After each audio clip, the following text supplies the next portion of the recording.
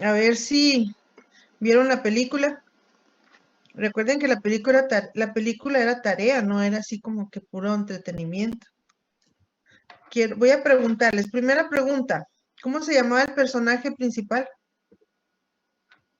Francisco, maestro. Francisco, muy bien, a ver. Pregunta número 2.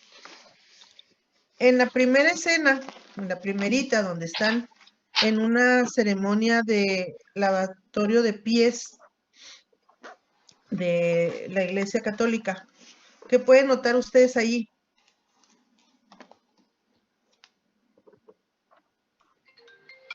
Pues que se enfoca en los pies de la muchacha, ¿no, maestra? Como ahí pues hace, como relaciona un fetichismo.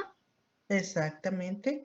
Es una escena que está en la iglesia y suponemos que es una escena muy, muy recatada, pero si se fijan, es una escena muy erótica, ¿sí? Desde el punto de vista psicoanalítico, el fotógrafo va pasando la cámara lentamente de los pies de un niño supuestamente inocente, lo va pasando poco a poquito, hasta que los enfoca en los pies de la muchacha, de la protagonista. Entonces nos va indicando, va pasando, ¿sí? Nos va indicando, los pies son un símbolo erótico, ¿sí? Entonces son un símbolo fálico. Nos va pasando la cámara para, ¿sí? Irnos metiendo, como nos dice Freud, en un análisis psicodinámico de la paranoia, ¿sí? Donde recuerden que las represiones y el desplazamiento juegan un papel muy importante, ¿sí? La represión esos deseos sexuales reprimidos, grandemente reprimidos, se desplazan de manera por los mecanismos de desplazamiento, se desplazan hacia un fetiche que son los pies, un símbolo fálico. Bueno, cuando el personaje principal, Francisco, está hablando al principio, cuando está en la iglesia, que le da el agua bendita para que se ponga la protagonista, y ella se va y él sale persiguiéndola, o que intenta perseguirla. ¿Qué notan ustedes cuando está hablando con los sacerdotes? Se muestra como muy desesperado, maestra, como muy ansioso. Pero, ¿qué es el comentario que hace el sacerdote a los otros sacerdotes? Les dicen que es una muy buena persona, que es muy creyente, ¿verdad? No mencionan los sacerdotes que tengan ningún problema de algún trastorno mental, ¿verdad?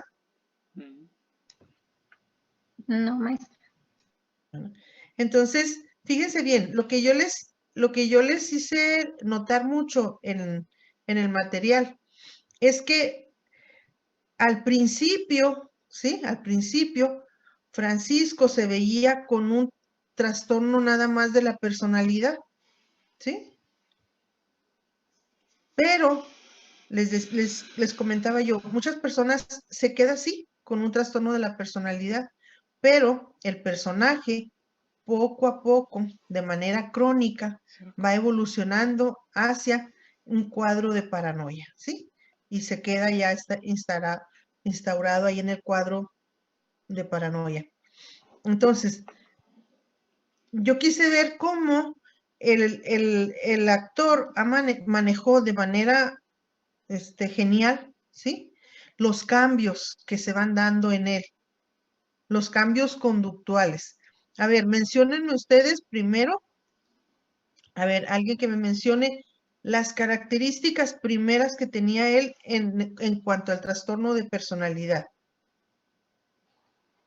Pues patrones de desconfianza, maestra. Interpretando como malicioso todo lo que le rodeaba. O sea, ya ve cuando estaban comiendo con la muchacha que conoció a su amigo.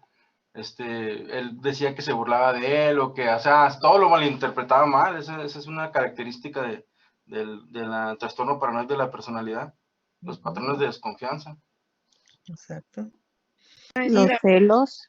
maestra, pero cuando estaba con lo de los terrenos o que creía que todo el mundo estaba confabulando en Ajá. contra de él y que ningún abogado le funcionaba y por eso lo corrió y todo, porque no entendía razones de que Exacto. todos lo querían estafar a él. Ahí se empezó a notar la idea delirante de persecución y de grandeza. ¿Se Oiga, fijaron? A ver, espérame. ¿Se fijaron por qué digo de persecución y de grandeza? A ver, ¿por qué? Cuando estaban los pleitos de que contrataba abogados. pues es que él no quería perder, ¿no? O sea, él quería a fuerzas ganar, aunque no estuviera a su favor las cosas, las evidencias o lo que hubiera, los papeleos. Él de cualquier forma, a cualquier costa quería ganar y era lo que pasaba con él. Bueno, y fíjense, ¿por qué digo yo que un delirio de grandeza? Porque él decía, sí, que su familia era dueña de todo Guanajuato y porque todos los terrenos y la plaza y todo, Hasta las calles. hasta las calles eran de él, porque su familia era una familia, como quien dice, muy poderosa y dueña de Guanajuato. Entonces, fíjense bien, él tiene ahí una idea delirante de grandeza, porque él dice, yo soy un gran personaje, soy dueño de todo Guanajuato, porque desciendo de una jerarquía, desciendo de una, como una familia, o de una, ¿cómo se le llama a esos, los que son así como faraones, o que van descendiendo? ¿Linaje? Ándele, desciendo de un linaje muy importante, dijo él, de que ese linaje es, hemos sido siempre dueños de Guanajuato. Entonces ahí se ve claramente, pues, se ve claramente para nosotros, ¿verdad? Para la gente que no tiene estos apuntes, pues no le pasa desapercibido, pero para nosotros que ya estamos analizando, nos damos cuenta que es una idea delirante de grandeza y de persecución también. Ahí se ven las dos ideas delirantes, cómo están bien instauraditas, ¿sí? Oiga, maestra, y me llamó mucho la atención en el actor, en Francisco, bueno, en Córdoba o Parda, ¿cómo se apellida? Sí, Qué bonito papel hizo, porque hasta las miradas que se aventaba y todo, sí. así bien fuertes. Sí, él fue una joya de la cinematografía mexicana, ¿no? Yo les recomiendo que vean películas de él, un genio, un genio como actor, Arturo de Córdoba. Vean también El esqueleto de la señora Morales, hijo, está también genial. Y si no lo ven, pues yo se los lo vamos a buscar en psicopatología. Bueno, pero no nos desviemos, vamos a seguir buscando, vamos a seguir haciendo el análisis de... Maestra, yo encontré otro trastorno en él, que era el obsesivo compulsivo. Porque Sí. si se fija cómo acomodaba los zapatos, ese trastorno también, que era obsesivo. Fíjate bien, esa es una característica. Dicen que los obsesivos o compulsivos, ¿sí? O que los obsesivos, más bien, obsesivos o obsesivos compulsivos, en sus casas o en sus lugares, siempre tienen una habitación o un cuarto lleno de trebejos, lleno de ¿cómo se llama? De cachivaches. Y si se fijan que también el Sí. director hizo notar eso.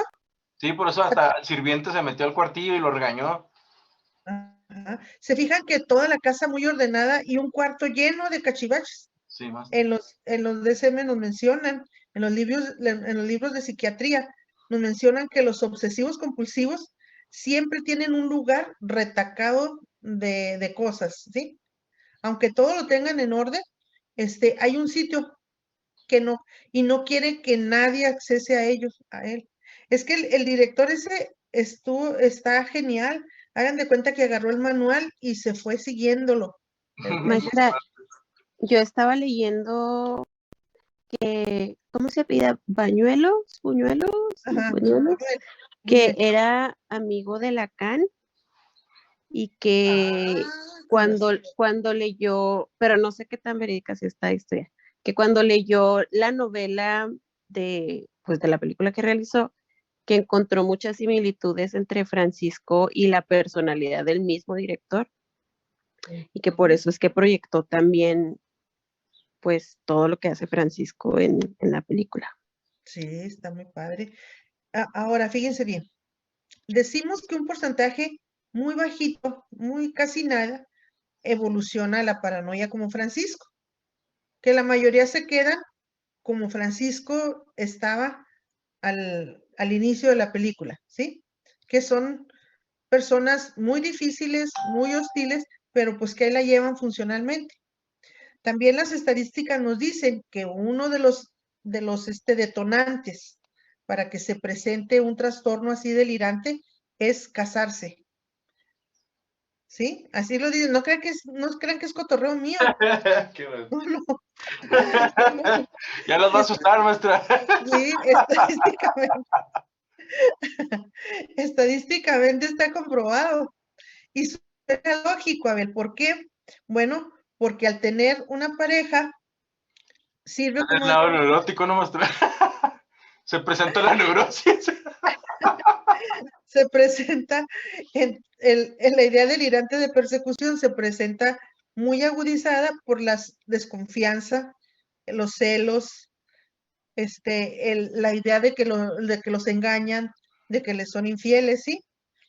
Entonces, por eso dicen que el tener una pareja o casarse, las personas que tienen personalidad paranoide, eso puede servir Se como un detona. detonante para que se dispare el trastorno. Y ni siquiera eso descuidó el director, porque hace que Francisco se case y tómala, se deschaveta, Oiga, ¿sí? maestra, algo que noté yo, no sé, bueno, yo noté que ya más adelante se le nota el trastorno esquizofrénico, ¿verdad? Se le nota la esquizofrenia. No, no, no, Pero, no, no, no, no, Abel, no la esquizofrenia, la paranoia.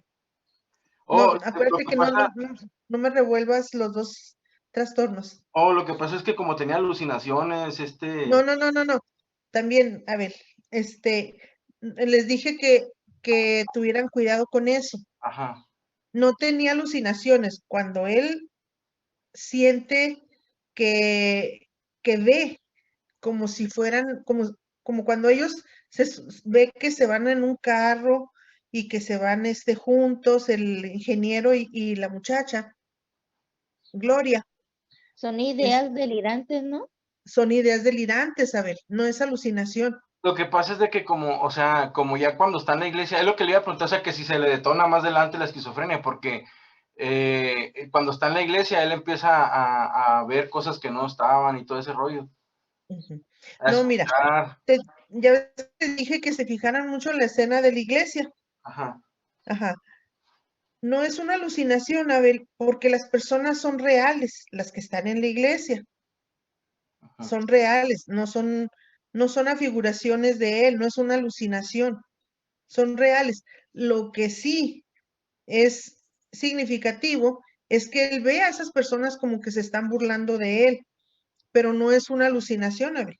Recuerden, una alucinación es una imagen o una persona que no existe, que está creada por, Ah, el- por nuestra, por nuestro cerebro. es que Y como una, al principio cuando él tenía lo de paranoide, no, por ejemplo, con el muchacho que él desconfiaba de que fuera amante de la chavala o lo que sea, pues no se presentaban así como tipo alucinaciones como en la iglesia se notaban. Entonces yo por eso me confundí ahí, porque yo pensaba que en la iglesia él estaba teniendo ya ataques de esquizofrenia, o sea que él ya estaba teniendo brotes ahí esquizofrénicos, no, mira, esquizoides o algo. es más propio que utilices el término brote psicótico, pero no esquizofrénico. Okay. Mira, a ver, tienes que tener cuidado en este sentido. La esquizofrenia es un trastorno y la paranoia es otro trastorno. Y no pueden estar los dos juntos, ¿sí? Es como si, a ver si me ocurre algo. No, sí, ya lo Es entendí, como, maestra. ajá, es como si yo dijera, tengo sarampión y tengo viruela juntos. No, no es posible. o tiene uno sarampión o tiene uno viruela, ¿sí? Ok. Pero una combinación no hay.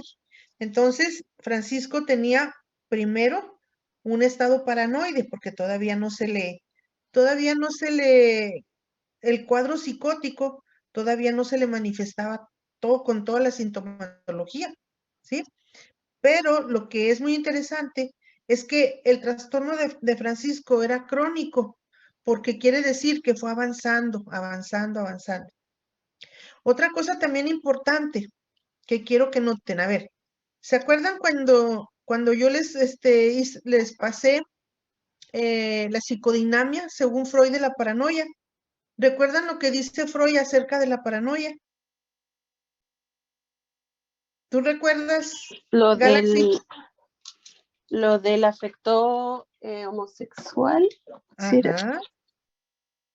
Ándele, Valeria, sí, por ahí va. Los deseos de amor homosexual, no de homosexualidad, de deseos de amor homosexual. ¿Cómo notan o cómo pueden aplicar ustedes eso en Francisco? Cuando no quiere entrar a la recámara porque el que le ayuda en la limpieza, el sirviente anda como en ropa íntima, maestra. No, mira, fíjate, bueno, sí, pero no. Mira, se nota como cuando sale, se va notando, cuando sale el mayordomo y la muchacha, la empleada doméstica se va acomodando la blusa y entonces le dice el mayordomo, es que pues, usted ya sabe cómo, dándole a entender que había tenido un acercamiento con la muchacha. Y entonces Francisco se molesta y dice, despídemela inmediatamente y tú compórtate, ¿sí? ¿A quién despidió Francisco? A la sirvienta y no a él. Y al mayordomo se hizo de la vista gorda. Y entonces también, cuando ya su problema está muy avanzado, cuando ya quiere hasta matar a Gloria, va a la recámara del mayordomo y se sienta en la cama de él, ¿verdad? Y entonces le dice, solamente tú me comprendes, le dice al mayordomo. Y el mayordomo hasta se queda medio sacado de onda y dice, déjeme le pongo un paño fresco en la cabeza. Si se fijan, que esa escena, está así como homosexualona, ¿sí? Pero desde luego que está tratada muy bien, muy sutilmente. Cuando le dice que necesitaba que lo escuchara alguien que lo amara, que le dice el sirviente, yo lo amo. Ajá. Y es cuando... Ajá. Es una escena erótica homosexual, nada más que está muy trabajada de manera muy, muy sutil, muy artística. No está burda, no está evidencia, ¿sí? Pero si nosotros hacemos un análisis de acuerdo a como nos lo menciona Freud, ¿sí? Nos podemos dar cuenta de que sí es cierto lo que nos dice Freud, ¿sí? Y ahí lo hizo muy bien el director. Fíjense bien las consideraciones que le tuvo al mayordomo y también hubo otras con suelo que le dé ese afecto el mayordomo. ¿Sí? Así que el viejito Freud sí sabía lo que hablaba. Bueno. Entonces, ¿qué síntomas más pueden ustedes decir si es que se iba sensando a Francisco al principio y cómo fue avanzando? Vayan sintiendo, ¿sabes?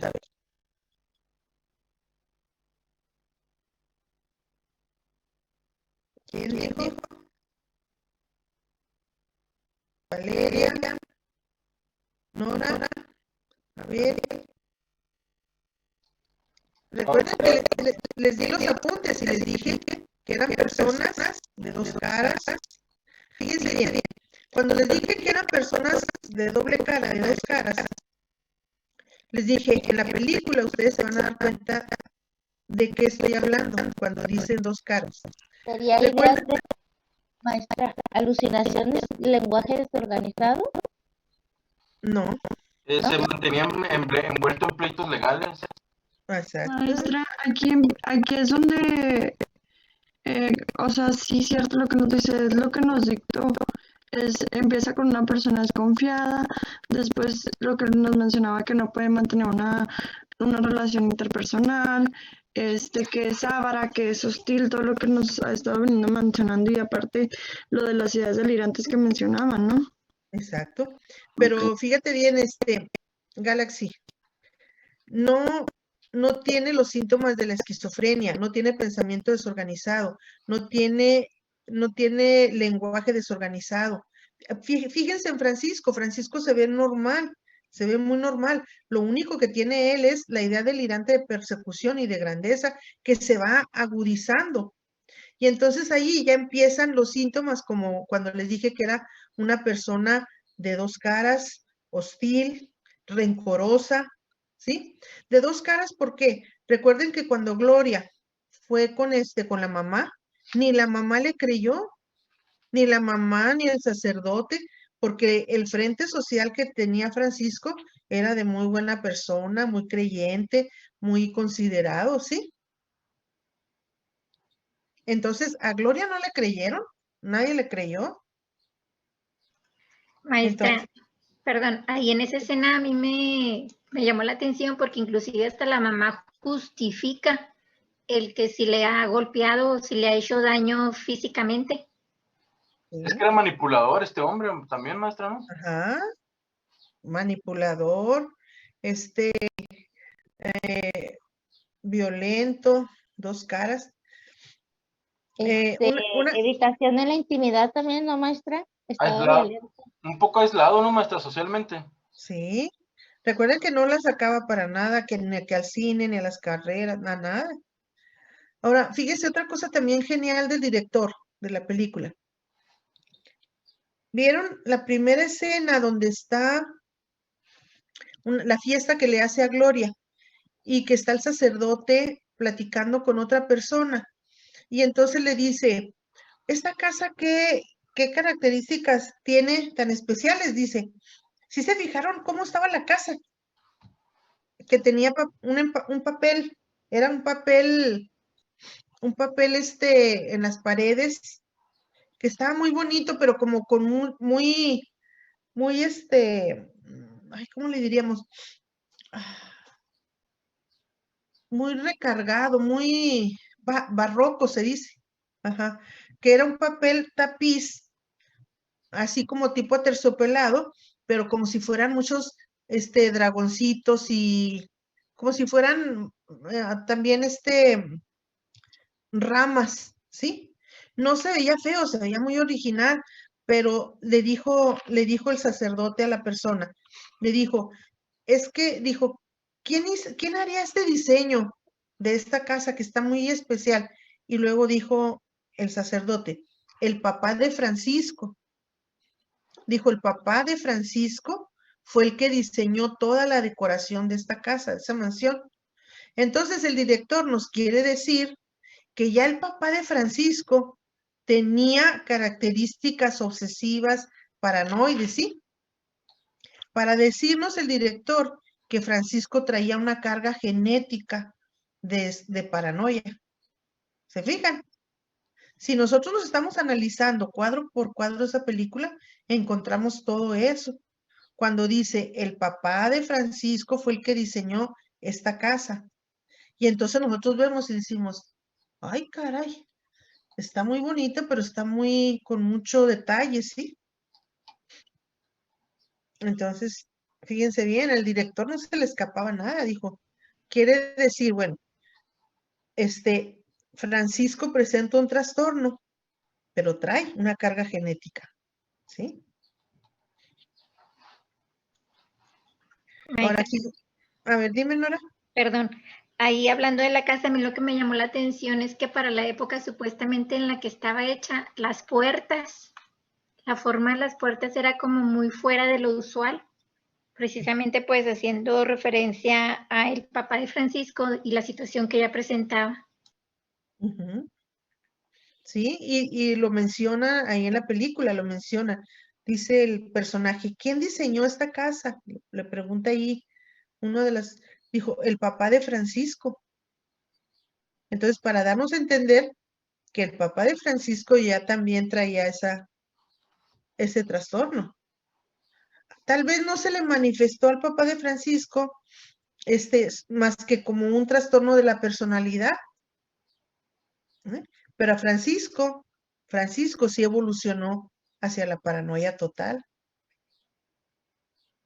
Y volviendo a la escena de la iglesia, a la escena final, a ver, les dije que pusieran atención porque no es una escena de alucinaciones, sino es una escena en la que se nota allí claramente que ya la idea delirante de persecución está muy agudizada porque él siente que todos se burlan, que todos están riendo, que todos están hablando de él en la iglesia.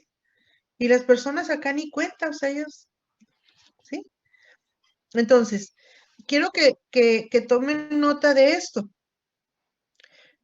Es muy diferente a la esquizofrenia. A ver, ¿por qué? Francisco no presenta trastornos del pensamiento, ni trastornos del lenguaje, ni trastornos de la conciencia, ni presenta ni alucinaciones, ni presenta síntomas, presenta síntomas depresivos, sí, negativos, sí, pero en todo el cuadro esquizofrénico, en todos los síntomas esquizofrénicos, no tiene Francisco ninguno. Solamente tiene el síntoma ese único que es de delirio, de persecución y de grandeza. Oiga, Que maestro, cuando nosotros decimos, que cuando nosotros decimos, ay, pues nomás es un síntoma, pero lo que yo quiero hacerles notar, nada más era un síntoma, pero qué, qué tragedia ocasiona, aunque sea solamente un síntoma. Ahora sí, dime, a ver. una persona con el trastorno paranoide de la personalidad no puede brincarse o sea, no puede pasar a ser una persona esquizofrénica, No, a ver, ¿no? no, no, porque para ser esquizofrenia tienes que reunir todos los criterios que nos marca el DSM. Y una persona con un trastorno paranoide nada más tiene un solo síntoma, que es el delirio de persecución y de grandeza. En todo lo demás está, vamos a decir, bien. Si se fijan, Francisco en su inteligencia estaba bien, su lenguaje era correcto, su pensamiento no tenía ni fuga de ideas, ni pensamiento desorganizado, ¿sí? No tenía nada de los síntomas de la esquizofrenia. Entonces sería más común, por ejemplo, que hubiera brotes psicóticos. Ahí sí, la paranoia es una psicosis, ¿sí? O los trastornos delirantes son una psicosis, ¿sí? Utilizar el término psicosis es de manera general, ¿sí? Es de manera general, decir psicosis. Por eso se utiliza psicosis esquizofrénica, psicosis paranoia, psicosis maníaco-depresivo. O sea, psicosis es de manera general, decir de manera general. Okay. ¿Sí? Maestra, ¿y tiene algo que ver? Bueno, mi punto de vista brotó como todo este reborujo en la cabeza de Francisco desde el despertar erótico que hubo en la iglesia, ¿no? Con los pies y las piernas. Y ¿tiene algo que ver que sea en la iglesia? O sea, ¿tiene algún significado que sea en la iglesia? No tiene nada que ver. Lo que pasa es que el director quiso hacer un contraste, ¿sí? Quiso mostrar esa escena erótica en la iglesia, ay, tengo frío, para hacer un contraste, para que nosotros, pues desde luego, notáramos ese, sí, como viendo las dos caras de la moneda, ¿no, maestro? O sea, una persona de fe, una persona que como el sacerdote no le creyó a la muchacha porque él lo conocía, decía que era un hombre bueno, que era un hombre de buen testimonio, católico, muy ferviente en su fe y todo. pero no sabía que tenía otra personalidad, o sea, que tenía la personalidad esa que de paranoide. Ujú. Sí, sí, sí. Ahora, si se fijan, no se aburre uno nada en la película, No, está muy buena. está muy emocionante. Entonces está muy bien manejado y toda la sintomatología se apega exactamente a los libros, al DCM. Entonces, eh, es por eso que me parecía muy importante que primero tuvieran toda la información y luego vieran la película para que pudieran hacer el análisis. Y al final se fijan, al final, se fijan lo que yo les he dicho. Una idea delirante es impermeable a cambiar. Le dice al final al Padre Superior, ya ve, padre, yo tenía razón, me engañaba, ¿sí?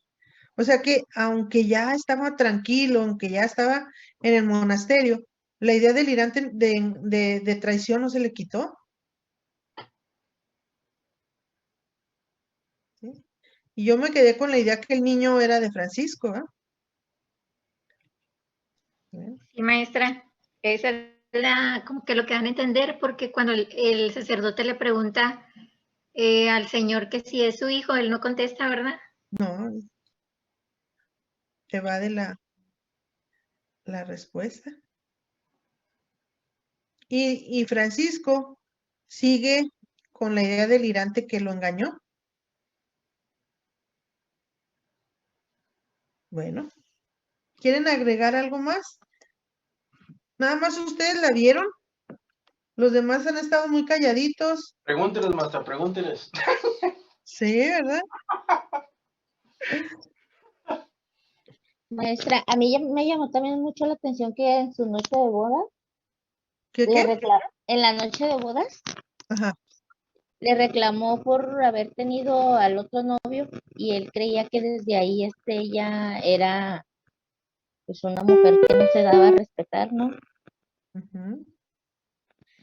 Bueno, Sí, bueno. a pesar de que ella, todo lo que le Sí. aseguraba, dijo, dejé a mi otro novio por ti, me estoy casando, te soy fiel. Y no lo convenció, nunca lo convenció. Y luego, el otro pobre, el Gutierritos, el amigo, pues hasta unos golpes se llevó, hasta lo corrieron. Y él no, era la persona más, pues más inocente. El amigo de la muchacha, pues no, nomás la saludó. Y se Maestra, fijan, otra cosa también, que que una personalidad narcisista. Él nomás se tomaba fotos y ella, no. Él nomás pedía lo que él quería comer y ella no, lo que ella quisiera no. Y si ella se quería tomar fotos, no. Era una persona muy narcisista y egocéntrico. Eso, otras características de ese tipo de trastorno de personalidad.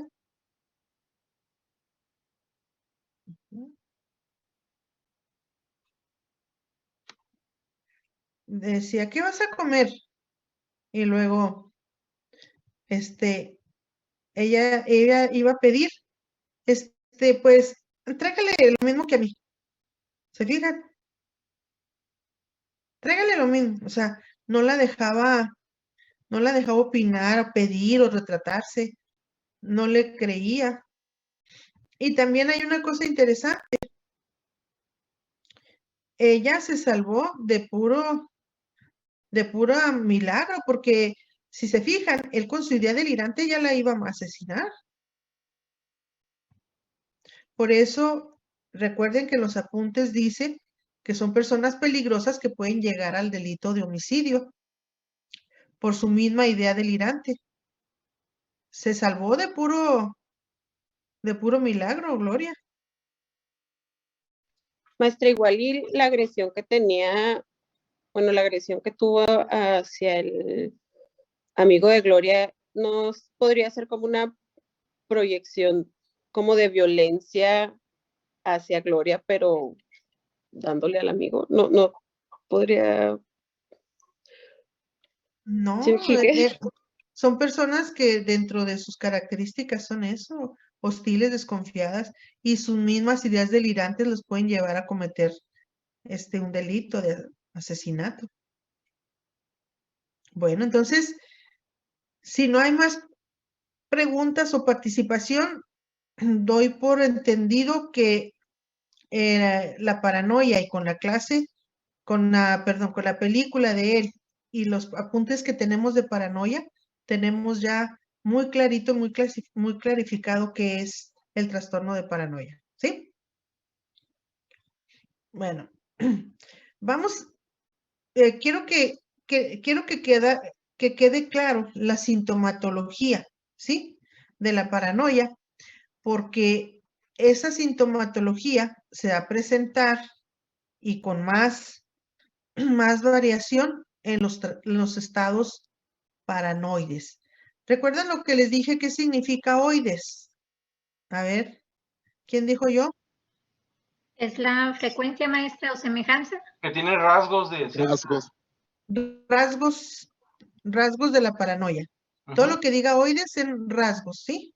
Sí, O características. Y no es el trastorno, en sí. no es paranoia, son nada más los rasgos o similitudes o características. Bueno, tenemos entonces, ya vimos la semana pasada, la celotipia paranoide, que es la ausencia de alguna razón objetiva para la cual tener celos, el erotismo, que no sabíamos nosotros cómo pronunciarlo, erotismo paranoide, la persona en la cual proyecta sus deseos la percibe incorrectamente y puede ser imaginaria. La grandeza paranoide es el delirio de grandeza, se crea gracias a la regresión a una fase de desarrollo infantil, y el estado persecutorio paranoide es una profunda desconfianza, tendencia a negar y proyectar su propia hostilidad. Bueno, vamos a pasar a lo que es un trastorno psicótico compartido.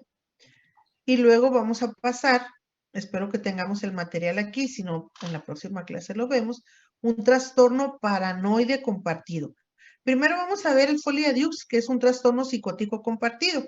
Fíjense bien, aquí tenemos que diferenciar.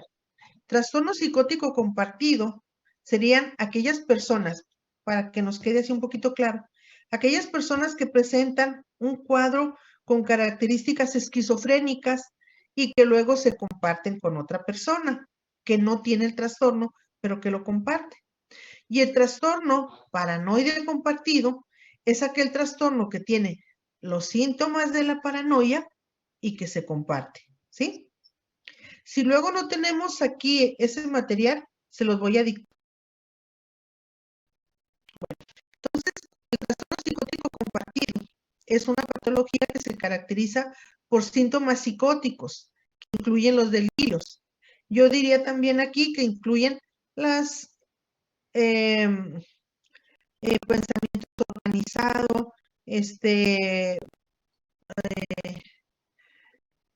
síntomas también negativos, síntomas positivos y negativos, y que son compartidos por dos o más personas, que un requisito es que vivan en asociación estrecha o íntima.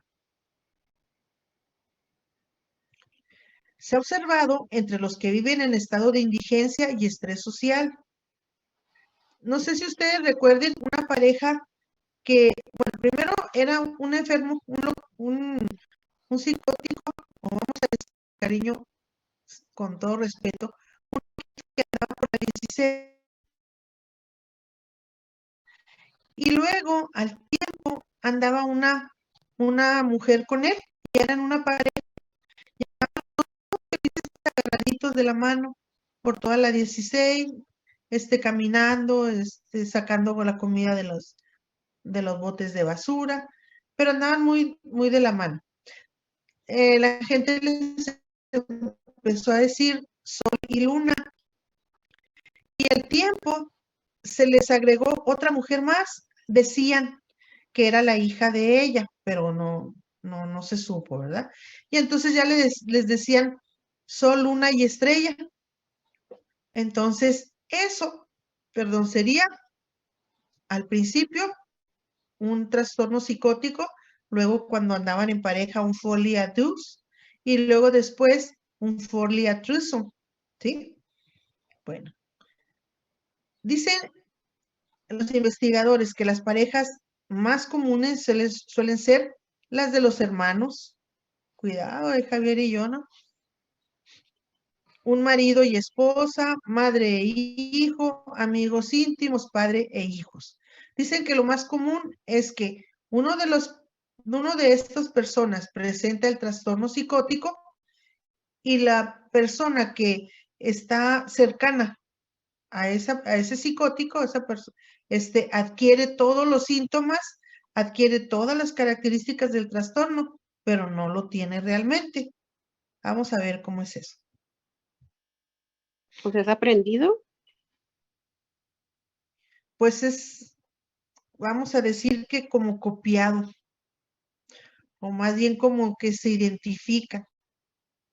Aquí esta foto que tenemos abajo, parece ser que es la de David Koresh, un líder de una secta de Texas, creo, que tenían en un rancho, tenía a mujeres y tenía hijos de ella, y él decía que era la encarnación de Jesucristo. Y todas las mujeres que vivían ahí con él se lo creían y tenían hasta hijos. Lo que pasa es que es un caso muy sonado. Llegó la policía, creo que el FBI, porque les llegó un rumor de que tenían armas y les pidió que se rindieran. Y entonces David Koresh dijo que no y se encerraron todos. Entonces, parece ser que al tratar de sacarlos, les aventaron alguna bomba de humo, algo así, que hizo explosión y ocasionó un incendio, pero ni así se salieron murieron muchas personas, mujeres y niños con él, con David Koresh, y hombres también.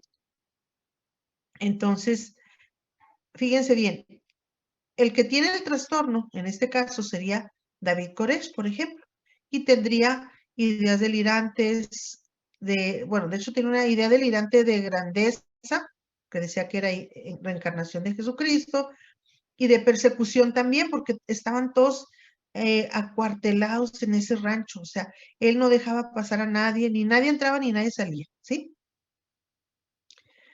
Y la prueba está en que cuando la policía fue, pues prefirieron sacrificarse y sacrificar que dejar entrar a la policía. Bueno, nos dice la etiología, vamos a decir que la etiología sería, ¿cómo es que se llega a tener este trastorno? Bueno, dice, es que se da la identificación con el agresor. Lo que me decías tú aquí es que si lo aprenden. No, es que se identifican y se identifican con los síntomas. No es así como que aprenderlos, es más bien como una identificación. Y luego, la persona que tiene el trastorno tiene toda la sintomatología, por ejemplo, de la esquizofrenia.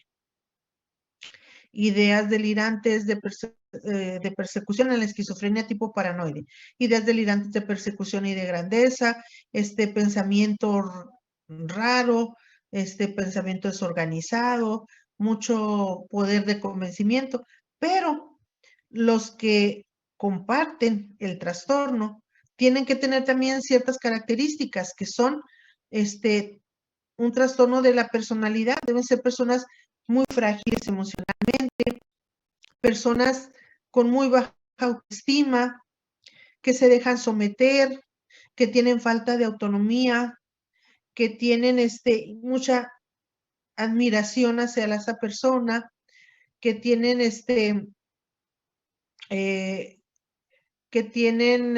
mucha admiración, que son también muy débiles, que son también muy sugestionables. Y entonces se empiezan a identificar con el que tiene el trastorno y empiezan a compartir las ideas delirantes de esa persona, ¿sí? Y empiezan a compartir los síntomas. Entonces aquí nos dice esta información que las sectas es una variante del folie à deux, donde el líder, ¿sí? El líder es el que tiene el trastorno, es el que tiene el pensamiento mágico, pensamiento, idea delirante, tiene pensamiento desorganizado y le transmite al grupo, sí, esa ideología personal. Pero como les dije, el grupo o la persona que se deja sugestionar tiene que tener esas características, ¿sí? A veces el uso de drogas, el envejecimiento y el aislamiento social pueden ser factores contribuyentes.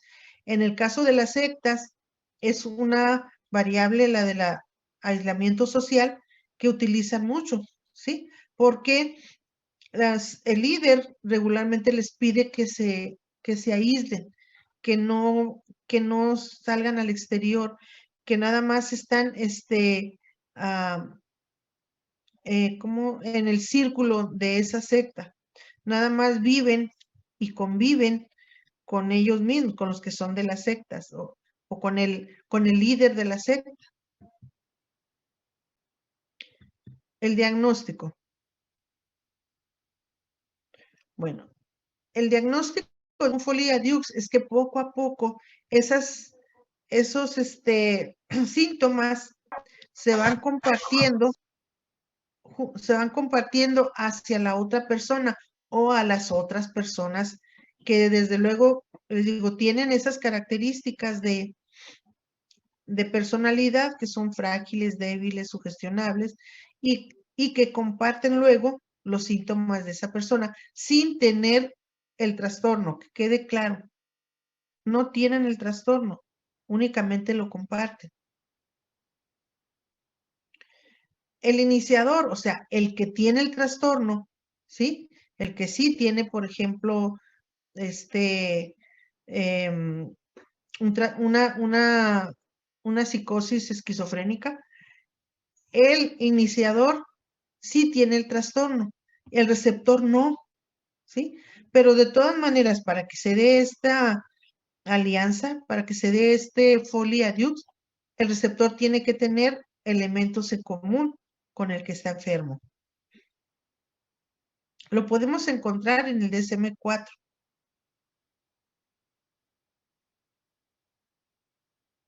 Bueno, hay variaciones del cuadro. Cuando son diadas, esto quiere decir que son simultáneas. Aquí en una diada, el trastorno surge al mismo tiempo en dos personas que conviven y presentan igual predisposición premórbida. Bueno, aquí cuando es una diada simultánea, quiere decir que alguien tenía el trastorno y el otro, ahora sí como dicen, y el otro también, únicamente que cuando surge el trastorno de uno, empieza como a precipitar que se presente el trastorno del otro. Aquí sí los dos, en las diadas sí tienen los dos el trastorno, ¿sí? Y se les presenta de manera simultánea. Donde es un tipo impuesto, aquí uno tiene el trastorno y vamos a decir, se contagia a otro. Y uso la palabra contagio, pero está mal usada, porque no es ningún virus ni es ninguna bacteria, ¿sí? Se transmite, se comparte, la palabra es que se comparte. Aquí en la impuesta surge el supuesto líder, que es el que tiene el trastorno, y lo comparte al otro que está sano y que empieza a presentar las características del trastorno. La que es comunicada. Inicialmente el sujeto inductor transmite la psicosis al receptor. Aquí se desarrolla en este cuadro psicótico de modo autónomo, que no se interrumpe con la separación de los integrantes de la diada. Aquí el sujeto inductor, ¿sí? Transmite la psicosis al receptor. O sea, vamos a decir, el original, el que sí la tiene, el que sí tiene el trastorno, ¿sí?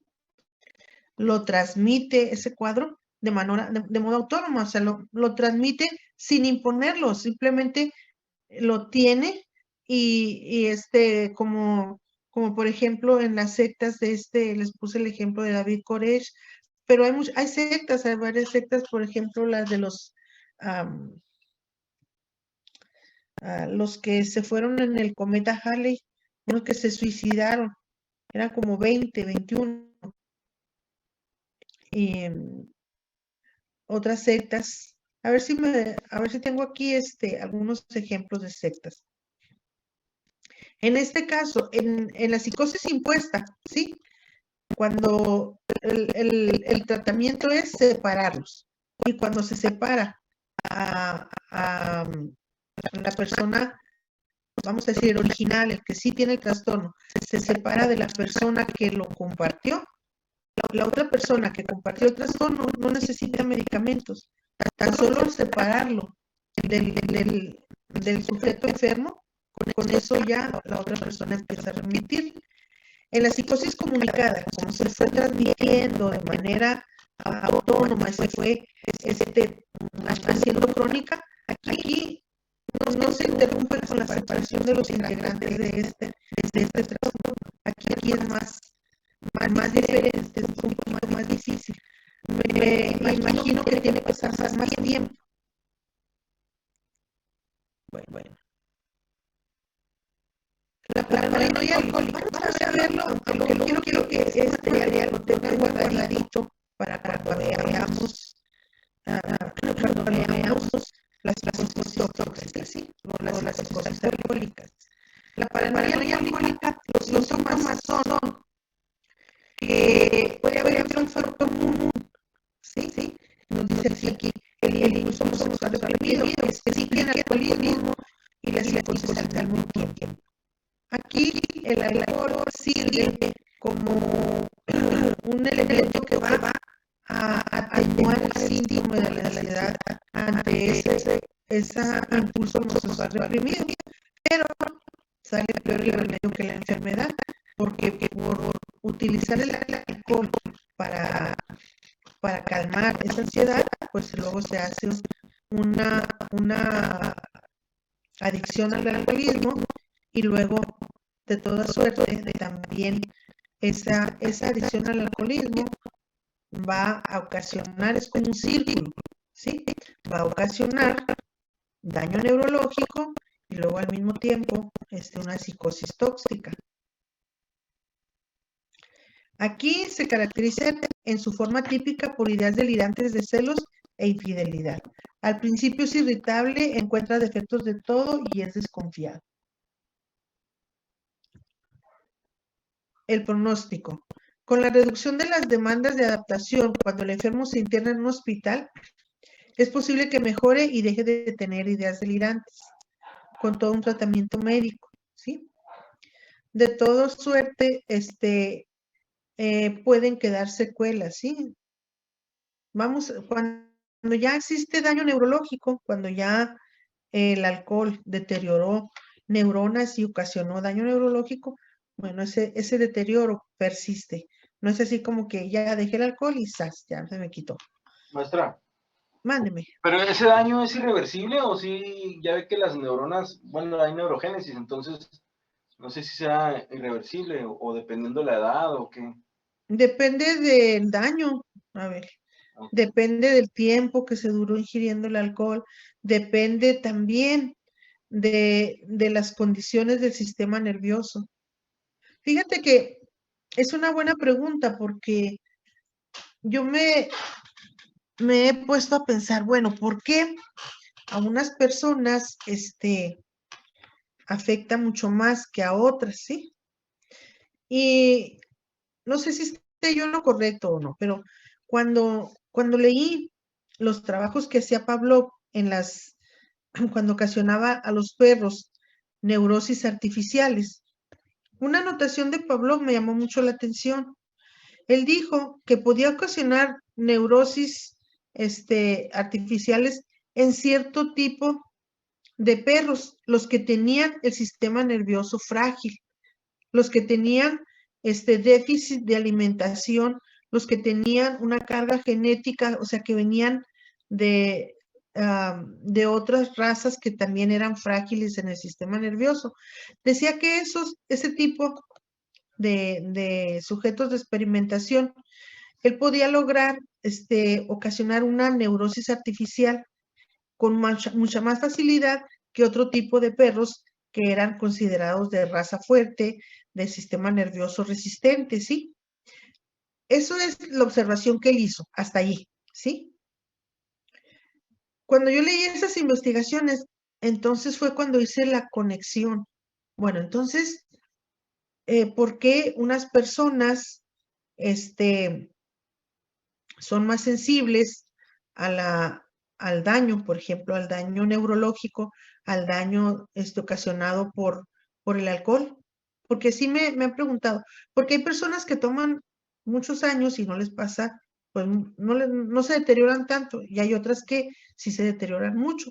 Entonces, aquí mi conclusión que he llegado es que depende del sistema nervioso de cada persona. Si es frágil, si es débil el sistema nervioso, si tiene antecedentes hereditarios, si tiene un sistema de alimentación deficiente, que ya de por sí, ¿sí? En las psicosis alcohólicas, lo que empieza a fallar es la absorción de la vitamina B12 por déficit en la alimentación, ¿sí? Cuando tenemos personas con una psicosis alcohólica, lo primero que falla en esas personas es la alimentación. Los alcohólicos crónicos no comen casi y toman alcohol, el alcohol así casi crudo. Entonces, eso va dañando mucho todo su sistema nutricional y empieza a fallar la vitamina B12.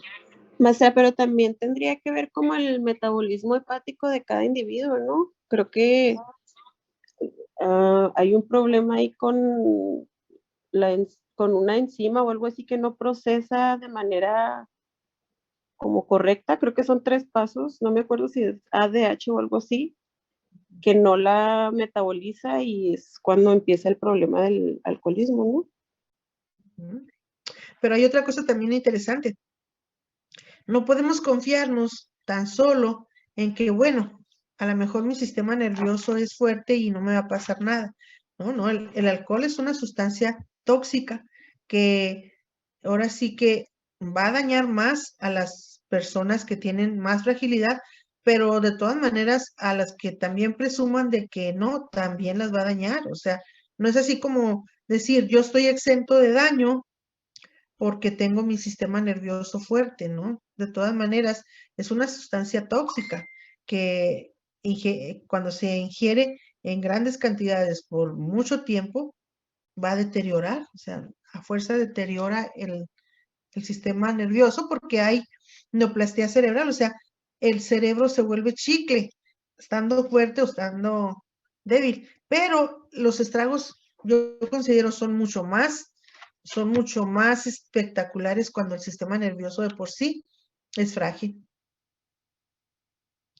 ¿Sí? Igual va a haber daño neurológico, pero mucho más grave si la persona tiene todas esas cosas en contra, ¿sí? Bueno, aquí ahorita estamos hablando de paranoias o estados paranoides. Entonces hay alcoholismo, hay paranoide, alcoholismo paranoide, ¿sí? Cuando ya veamos las psicosis alcohólicas, pues vamos a ver ya que hay deterioro alcohólico, hay delirium tremens, la psicosis Korsakoff, pero esa no nos tenemos que adelantar. Ese va a quedar en la clase de síndromes orgánicos cerebrales, cuando hay daño en el sistema nervioso por efectos de tomar sustancias o de ingerir o meternos al organismo sustancias tóxicas. Sí podemos verlo, el trastorno paranoide en el periodo involutivo. Los que pasé esos ni siquiera los copien para que no se confundan. Nada más los que les estoy mencionando, eso sí. Nos dice que durante el periodo involutivo, ciertas personas desarrollan psicosis paranoide. Sus mecanismos de defensa ya no bastan, por lo que la paciente o el paciente recurre a las medidas defensivas y compensadoras más intensas que proporciona la psicosis paranoide, con sus ideas delirantes y sus interpretaciones equivocadas. ¿Cómo le llaman ustedes? Yo les llamo acetato, transparencia o... Bueno, este cuadro, es decir, tómenle foto. Diapositiva, maestra. Diapositiva, sí, es cierto. Es que ustedes son modernos, yo no. Recuerden, y no se los digo jugando, es en serio. Yo soy maestra del siglo pasado. A mí me tocó ser maestra del siglo pasado. Y la suerte también de este siglo. Bueno.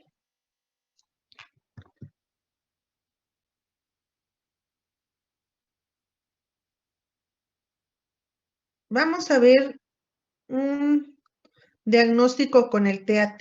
Está interesante, ¿sí? Con el test de percepción temática.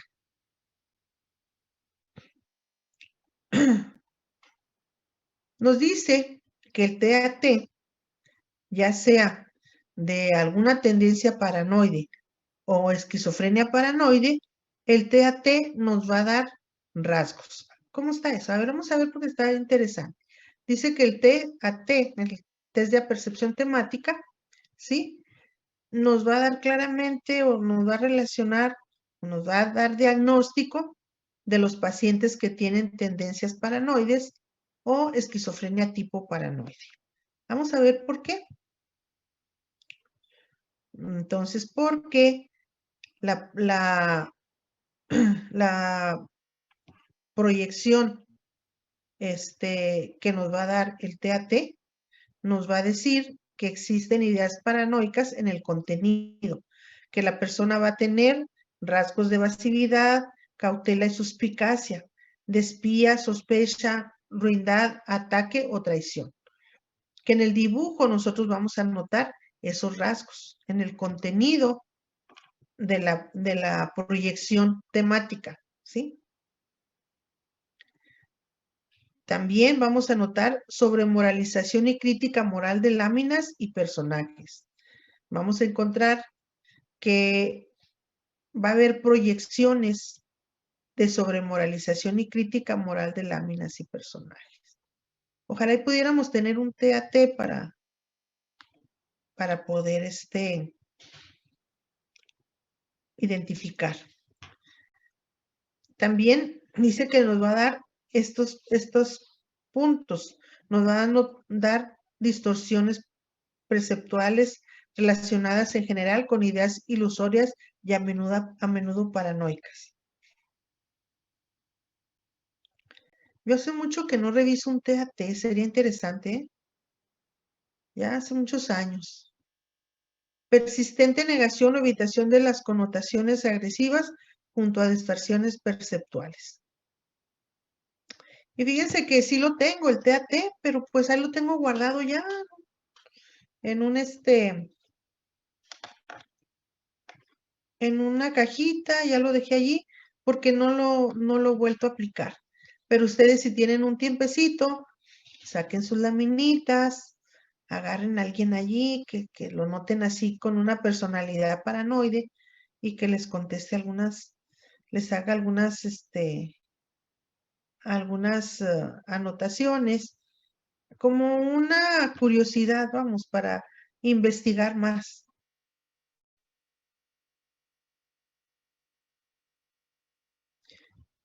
Dice que interrumpen o hay la interrupción de una historia singular en un repertorio de historias comunes convencionales, que existen frases estereotipadas y repetidas, ¿sí?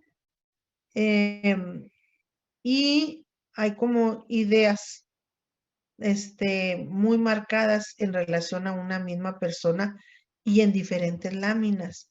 Entonces ustedes pueden notar que en una lámina hacen mención de una de un comentario acerca de una persona ya muy señalada, y luego puede notar en la siguiente lámina que ya tiene hasta frases estereotipadas de la misma, o sea, de la misma persona y en diferente lámina, pero sigue ese continuum, ¿sí? Esa repetición de ese repertorio. Ah, también no, pues en el Minnesota ese está muy fácil. Bueno, no es que esté muy fácil, es que está más claro, ¿sí? Porque recuerden, el Minnesota es una escala, entonces tiene bien clarificado, ¿sí? La triada psicótica. Si nos salen altas esas escalas, pues ya. La triada psicótica, que en la escala 6 de la paranoia, la esquizofrenia es la 8 y la psicastenia es la 7. Entonces, si una persona nos sale, vamos a ver, ¿cómo sería una triada psicótica? Nos sale alta la 6 y luego nos sale alta la de la manía y luego nos sale alta la 7, que nos salga 6, 7, 9. Jule. Entonces ya podemos decir, esto pinta muy mal porque ya salió la triada psicótica, ¿sí? Y si sale, cuando las escalas 6 y 8 están significativamente más elevadas que las 7, sugiere una patología muy grave. En estos casos, las alucinaciones, las ilusiones y una suspicacia extrema son muy comunes. Es probable que muestren problemas con la memoria y la concentración.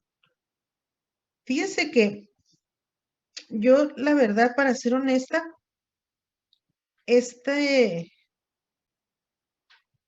material del TAT y del Minnesota no lo había repasado. Apenas lo estoy viendo ahorita. Y me estoy emocionando porque estoy recordando cuando revisábamos el Minnesota, ¿sí? Y lo interesante, a mí me apasionaba el Minnesota y me sigue gustando.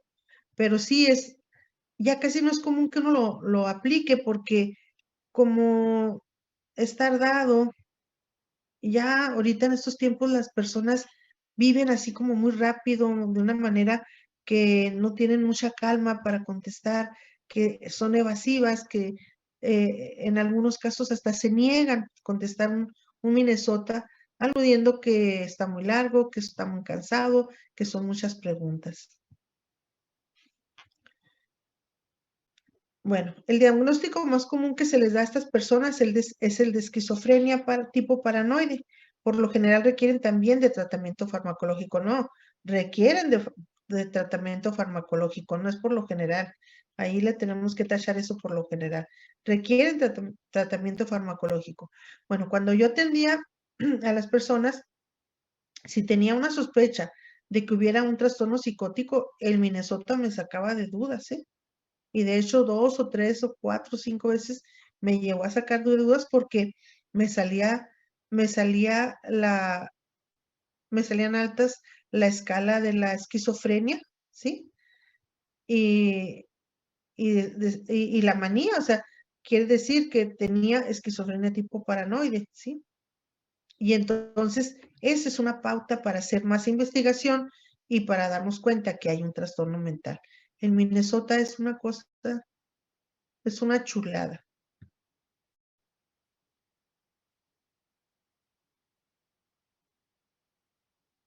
Bueno, tenemos aquí que nos dice el DSM-4. En cuanto les digo que el DSM-4, recuerden que les dije que no contempla paranoia solita. Dice no, lo que es trastorno paranoide de la personalidad y de ahí saca los subtipos. Dicen que sería un anacronismo tener tipificado paranoia y luego trastornos paranoides. Y que no sería muy asertivo tener paranoia porque muchos trastornos tienen síntomas uno que otros síntomas de la paranoia y por eso es más exacto tipificarlos como paranoides, porque la paranoia pura es muy raro que se presente. Entonces, por eso los DSM manejan paranoide, que quiere decir oide, rasgo, ¿sí? Y entonces, en el trastorno paranoide de la personalidad, nos dice que en el criterio A hay desconfianza y suspicacia general al inicio de la edad adulta, de forma que las intenciones de los demás son interpretadas como maliciosas. Aparecen en diversos contextos, como lo indica 4 o más de los siguientes puntos. 1. Sospecha sin base suficiente que los demás se van a aprovechar de ellos, les van a hacer daño o les van a engañar. 2. Hay una preocupación por dudas no justificadas acerca de la lealtad o la fidelidad de los amigos y los socios, y no se diga de las parejas. Si desconfían de la fidelidad de los amigos, ¿cómo no van a desconfiar de las parejas? Y además ni siquiera casi no tienen amigos, de eso no consideran amigos, una personalidad, un trastorno paranoide de la no considera que puede existir. Hay una reticencia a confiar en los demás por temor injustificado a que la información que compartan vaya a ser utilizada en su contra. Nunca dicen nada ni hablan, son muy retraídos porque no comunican nada. Por ese temor a que les vaya a utilizar esa información en contra de ellos. Y 4, que siempre se vislumbra un significado oculto que es amenazante y que es degradante.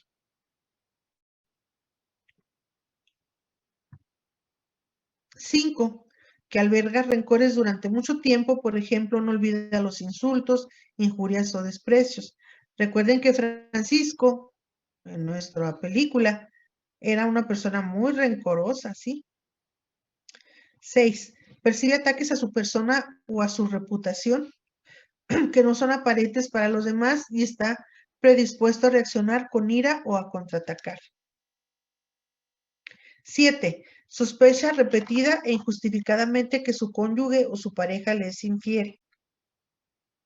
Bueno, y esos serían los criterios de el A. Vamos a ver el criterio B. En el criterio B nos dice que estas características no aparecen exclusivamente en el transcurso de una esquizofrenia. Nos dice, estas características no se presentan no se presentan exclusivamente en una esquizofrenia, tampoco en un trastorno del estado de ánimo con síntomas psicóticos y otro trastorno psicótico, y no son una cosa importante, no son debido a efectos de ninguna enfermedad ni tampoco de una sustancia o droga. Esto también es importante que lo tomen allí en cuenta para sus apuntes, porque hemos estado hablando de delirio, de persecución y de grandeza, delirio, de idea delirante. Vamos a ver qué es un delirio. Es importante que lo tengan ahí, porque sí hemos estado hablando de delirio y delirio de persecución, delirio de grandeza, delirio celotípico, delirio erotomaníaco, ¿sí? Entonces, ¿qué es delirio? Ha sido definido como una disfunción cerebral de etiología inespecificada, caracterizado por alteraciones concurrentes de nivel de conciencia que involucran la atención, el pensamiento, la memoria, la conducta psicomotora, la emoción y el ciclo sueño-vigilia.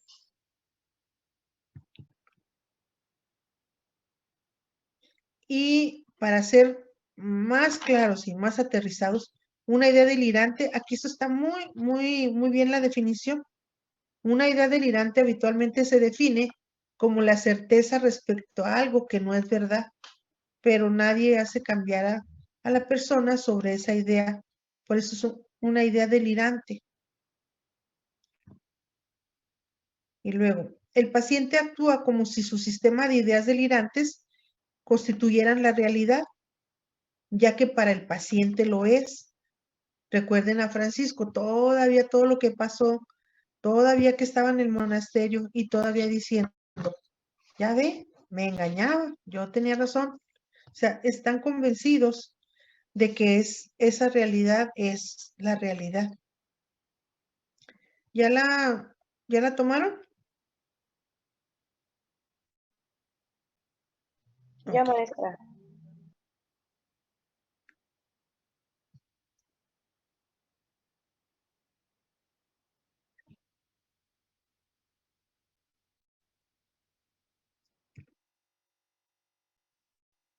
Bueno, esto ya lo tenemos.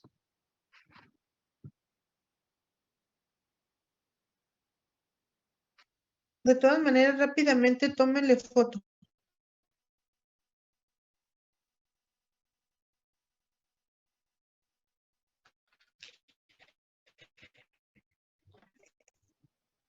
Dice, causas más frecuentes, una definición de acuerdo a una condición médica. Tómenle foto nada más. ¿Ya? Bueno, tómenle foto a esto, nada más para que lo tengan. Lo que es un delirio de grandeza, ideales delirantes de autoacusación, delirio de persecución. Ya lo tenemos en otras.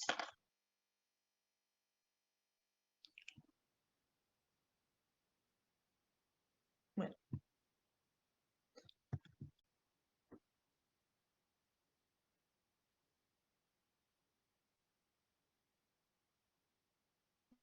Este sí también es importante que lo tengan. Tipos de ideas delirantes. Las ideas de referencia. Aquí es cuando el paciente interpreta los comentarios y las acciones de otra persona, aunque no se refieran a él, como si tuvieran una importante relación con su persona y a menudo imaginan que dichos comentarios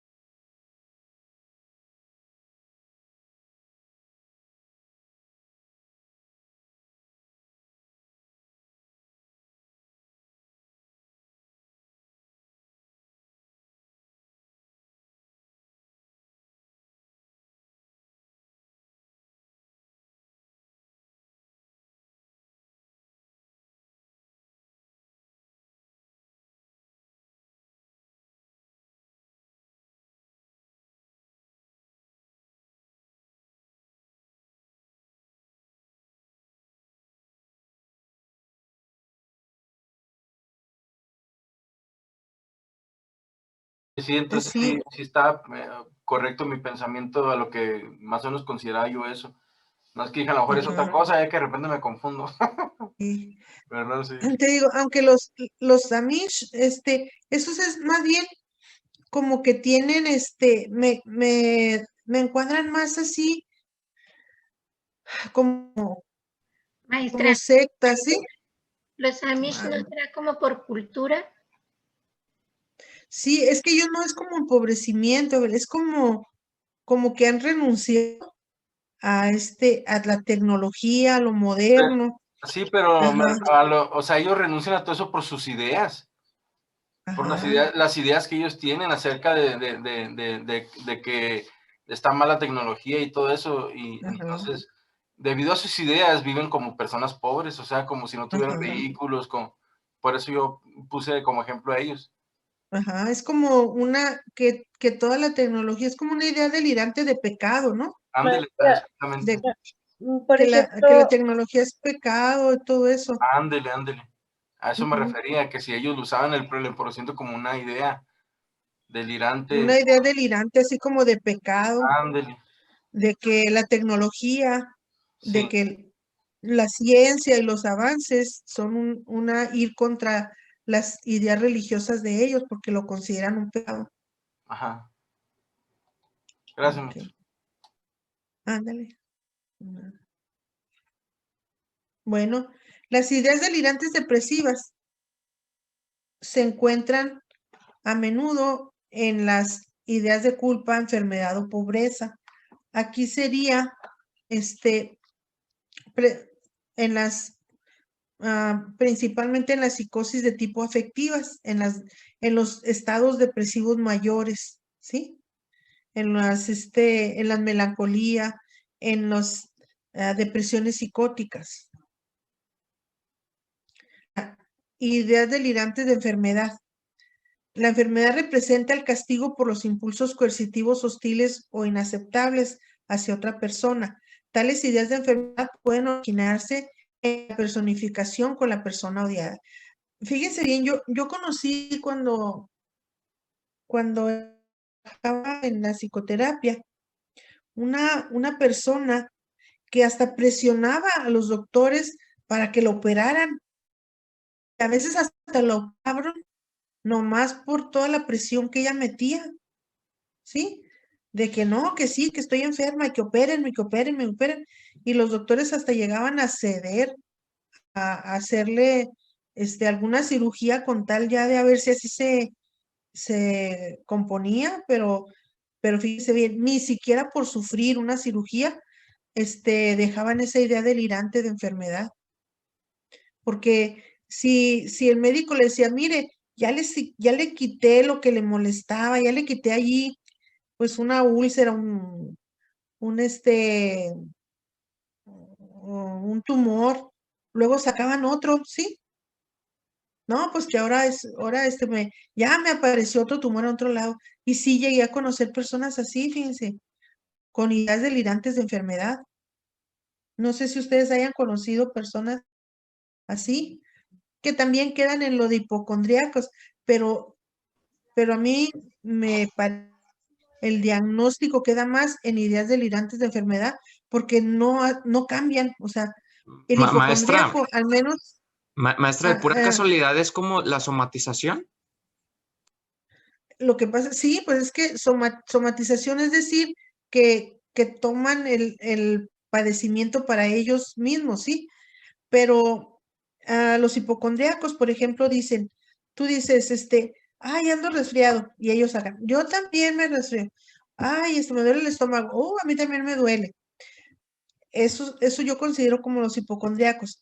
Yo he conocido personas con ideas delirantes de enfermedad que están aferrados a que tienen una enfermedad, les hacen estudios, radiografías y les dicen, no tienen nada, no tienen nada. Los médicos se llegan a fastidiar de esas personas y ellos siguen con esa idea delirante de que están enfermos, a tal grado que les digo que hay médicos que llegan hasta operar a esas personas a ver si se les quita esa idea delirante.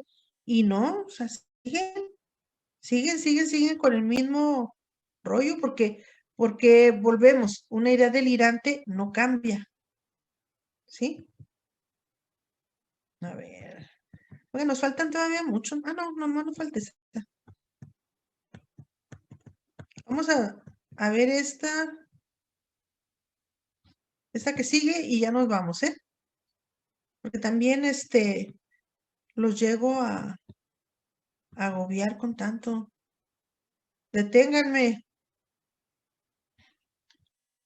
Bueno, vamos a ver las tipos de ideas delirantes. Las de pobreza, que son a menudo la representación ideativa de un sentimiento subjetivo de pérdida del valor social. Las nihilistas, que expresan la creencia del paciente de que no tiene cerebro, de que no tiene sentimientos, de que está muerto o de que otras secciones de la realidad ya no existen. Ah, por esta idea nihilista, por cierto, en la maestría tengo un caso vamos a analizar a una paciente, y yo lo nombramos una paciente muerta en vida, porque ella siente que está muerta, que no siente, que no tiene emociones, ¿sí? Sí hay personas así, nihilistas. Nosotros en la maestría vamos a ver opciones que pudiéramos utilizar para tratar ese tipo de pacientes. Pero eso ya lo veremos cuando ustedes estén en la maestría. Vamos a ver todo eso. Ya nos dejó picas, maestro. Vamos a tener que hacer esa maestría. Cierto. Están re buenas las clases con usted, maestro. Qué bárbaro. Gracias. Bueno, no, me refiero a que sí existen. Yo le puse, le titulé tratamiento para una mujer que se consideraba muerta en vida. Acá bromeando con Max, le digo, oye, ya tenemos listo el material de la mosca muerta. O sea, en lugar de paciente muerta, les digo la mosca muerta, pero jugando, ¿ah? Así es. Cuando estén en la maestría, vamos a ver a la mosca muerta.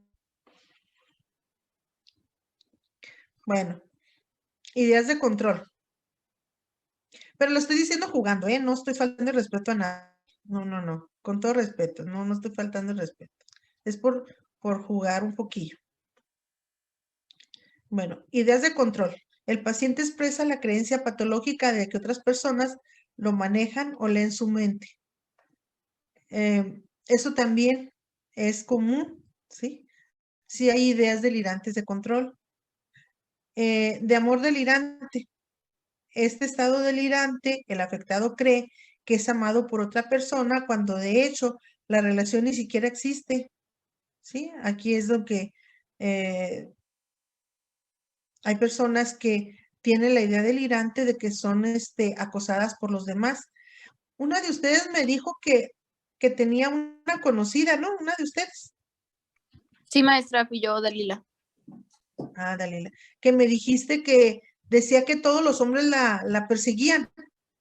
Sí, que ella sentía que, o sea, no que la perseguían, sino que como que la deseaban, que donde ella entrara, Que todos la le iban a amaban. voltear a ver. Ajá. Que la amaban y que todo eso. Entonces, esa es una idea delirante, de amor delirante, ¿sí? Está convencida de que es amada por las personas o por otra persona en especial. Podría ser también como el ejemplo que nos dio de la novia de Adal Ramones. Sí. Sí. Bueno, la novia de Adal Ramones, ella tenía el no amor delirante, porque ella era el tipo de erotomaníaco, porque recuérdense que una de las características de los erotomaníacos es que dicen que son amados y aman a personalidades. No se van así a los chiquillos, no. Entonces, en este caso era erotomaníaco porque, pues, Adal Ramones, pues, es un artista, ¿verdad? Como quiera. Y se enamoran o supuestamente están enamoradas o tienen una relación con artistas, con presidentes, con funcionarios. No, ellos no andan con pequeñeces, no. Y aquí, Dalila, en el caso de tu amiga, ella es amor delirante porque ella, todo mundo la ama, ¿sí? No importa, pobres o ricos o todo el mundo. Y la muchachita de Adal Ramones, pues, era una artista. Esa es la diferencia, si se fijan. En el rechazo delirante, el afectado tiene la idea fija de que una persona no es real, sino impersonal o está formando el papel de alguien más. ¿Sí? Habla de mucho, en el rechazo delirante está muy involucrado la de la conspiración. Como impostores. Ándale. Ujú. Esa es la palabra. No se duerman, no se duerman. Ya les estoy viendo cabecear.